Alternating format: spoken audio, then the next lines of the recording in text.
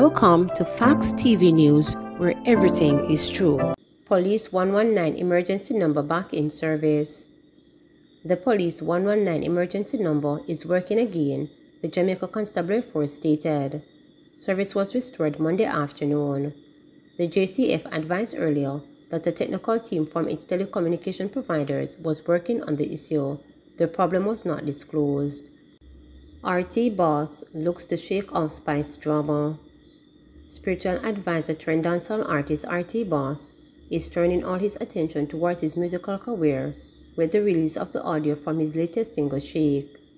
People are loving the energy of this song because it has the summer feel, the dolly body girls, the dancers.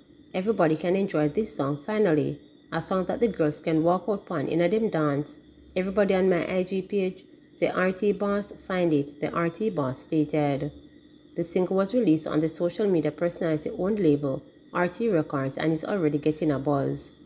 RT Boss has built up an impressive social media following amass 300,000 followers on Instagram, 250,000 followers on Facebook, and over 3,000 subscribers on YouTube. RT Boss believes that since the entertainment industry, which had been the hard hit by the COVID-19 pandemic, is now open for business, the time is right to streamline his musical career. Over the past 2 years, he has solidified a decent underground fan based with songs such as Dollar, Make It Jump, Survivor, Chat to Me and Buzz. All my songs are now available on all major download platforms, he said. Earlier this year, RT Boss made a big splash on social media with a nasty squabble with Spice, the self-described queen of the dancehall, during which he accused the queen of dancehall for reuniting on a promise to help him establish himself in the dancehall. RT Boss is now ready to put the unsavory incident in the past, as he will be shooting a music video for Shake in the island next week. He arrived in the island 2 Thursdays ago, ready to amp up promotions, and even ran into Spice at Uptown Mondays while she was giving away $100,000.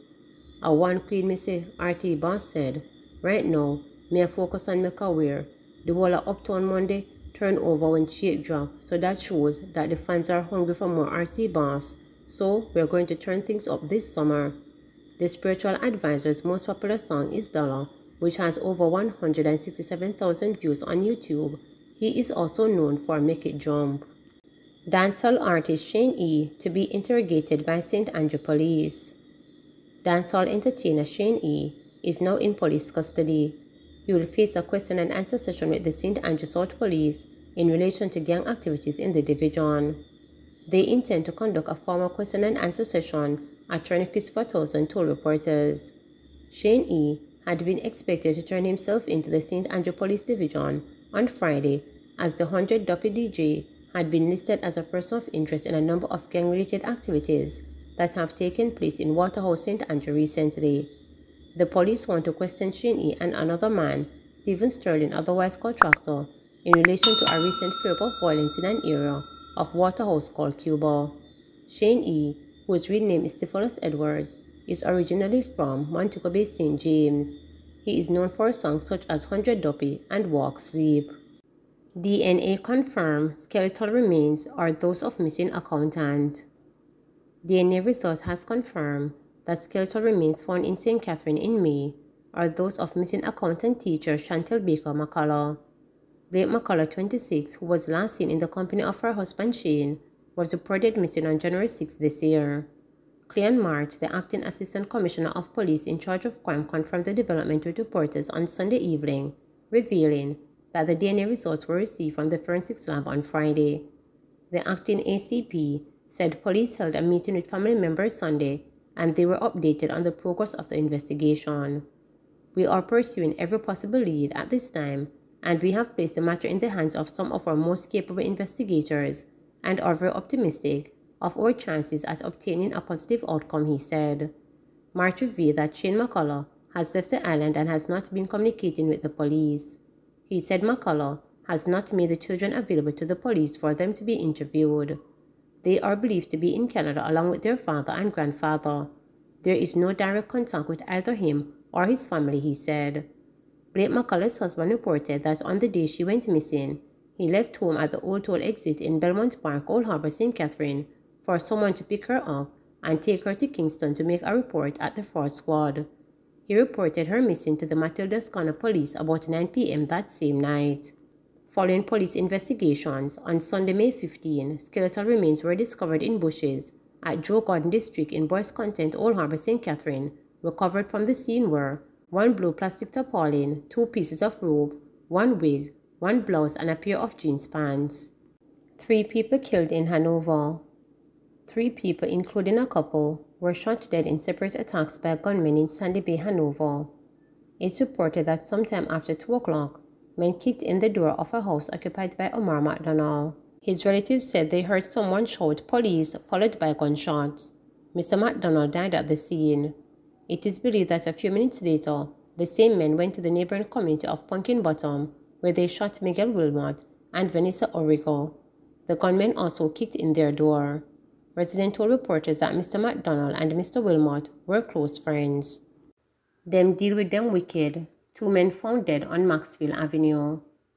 The bodies of 2 men were found with gunshot wounds at a dilapidated house on Maxfield Avenue in St. Andrew on Monday morning. Residents reported hearing gunfire in the area. The men were discovered in an upstairs room of the 2-story building. Them deal with them wicked, up them messy, whole heap of shut up there, said an investigator describing the scene. The police believe the killing took place around 12:30 a.m. Teams from the Jamaica Constabulary Force and the Jamaica Defense Force were at the scene. Police recovered $2 million worth of phones in Dream Weekend heist. More than $2 million worth of gadgets allegedly stolen from patrons at the Dream Weekend Party series in Westmoreland were recovered on July 31. The event started on Friday and will end today. Approximately $200,000 in cash along with 30 British pounds were also seized. 3 men are in custody while the hunt is on for 2 others. Personnel from the Negril Resort Area Police conducted the operation. Among the items were 16 iPhones, 2 Samsung Galaxy phones, 2 laptops, and 36 RSIMs, which are used to unlock phones. Tourism Liaison Officer Sergeant Gladstone Steele said more items are to be processed. This is the first time I have seen such a large halt from a couple of days of the event. In previous years, you would have had 1 or 2 phones and maybe break-in of cars would take place. I must commend the officers for doing such a remarkable job, Steele stated. Andrew Combs, whose iPhone 13 Pro Max was stolen, described the situation as a nightmare. These men left their homes to rob people of having a good time. It is sad because people spent their money to enjoy themselves, especially after the pandemic, he stated. St. Mary woman allegedly stabs baby father with scissors charged. Ramona Johnson, 35, otherwise called Mona, of Oxford District, Freehill in St. Mary, has been charged with wounding with intent after allegedly stabbing her child's father with a pair of scissors on Wednesday, June 1. Reports are that about 7:20 p.m., Ramona went to her child's father's residence at Fontebelle District in the parish to collect her infant. She attacked him with a pair of scissors, took the child, and left. Moments after, the man realized that he was stabbed in his back. He was transported to the hospital where he was admitted and treated for a punctured lung. Johnson was subsequently arrested and charged on Sunday, July 31st. Windalco may face financial penalty for deadly river pollution. A day after residents protested against a chemical spill that killed hundreds of fish in recovery, de facto Environment Minister Matthew Samoda has threatened to hit bauxite mining company Windalco with financial penalties. The government has also established a multi-agency working group to review the nagging plague of infant discharge into the recovery and to study development along the river. Samoda disclosed Sunday that Prime Minister Andrew Holness has given the directive for the working group to be convened. Acknowledging that the damage was significant, Samoda said one potential solution was a drawdown on the environmental performance band from Windalco that the government currently holds through the National Resources Conservation Authority, NRCA. I want to assure the Jamaican public that the government holds this environmental bond, which at the current exchange rate is 115 million, so we will be able to draw down a significant sum to ensure cost is felt by the company, Samoda said during Sunday's tour of sections of the Bagworth Gorge that was being affected by Saturday's chemical spill from the Windalco bauxite plant. Samoda pledged that the government would, in the next legislative cycle, table amendments to the NRCA and Wildlife Protection Acts to significantly increase the fines for egregious environmental breaches. Samuda warned that for Windalco to continue operating, the bauxite producer will have to replenish the environmental performance band. The issue facing us today is not a new issue to the people that live along the riverbank and earn their livelihoods from the river, said the minister, who work out of the Ministry of Economic Growth and Job Creation. What we have received on this Immense Independence Week is basically a gift of poison, and that is not what we should have wanted for Jamaica 60. A Windalco spokesperson did not respond to requests from comment but said the company would issue a statement Monday. Meanwhile, Richard Nelson, senior manager of the Environmental Management Subdivision of the National Environment and Planning Agency (NEPA), said that pH tests conducted by his team had revealed levels of high as 11.3 since the spill. The standard pH level at the recovery ranges between 7.3 and 8, said Nelson. Aquatic life can only survive there at a pH level of 9. pH tests assess the acidity and alkalinity of water.